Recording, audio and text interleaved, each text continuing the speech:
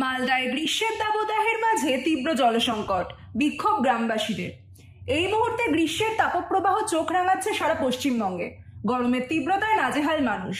আর এরই মধ্যে পানীয় জলের সংকট মালদার হাবিবপুরের আইহো অঞ্চলের ভরপাড়া এলাকায়।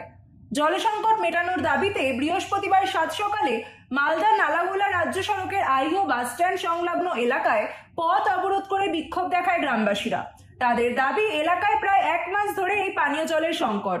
গ্রামবাসীদের অভিযোগ, প্রশাসনের আধিকারিক থেকে শুরু করে গ্রাম পঞ্চায়েত সহ টিএইচপি দপ্তর, বিভিন্ন দপ্তরে এই ব্যাপারে জানিয়েছে তারা, কিন্তু কোনো কাজ হয়নি। গ্রামবাসীদের দাবি, প্রশাসনের তরফ থেকে যতক্ষণ এই জলের সমস্ত সমাধান করা হবে না ততক্ষণ পথ অবরোধ উঠানো যাবে না। অবশেষে খবর পেয়ে ঘটনাস্থলে ছুটে আসে হাবিবপুর থানার পুলিশ। প্রশাসনের আশ্বাসে গ্রামবাসীরা অবরোধ তুলে নেন। এদিকে পথ অবরোধের জেরে অফিস কর্মী সহ আরো অনেক যাত্রীর সমস্যার সম্মুখে পড়তে হয়।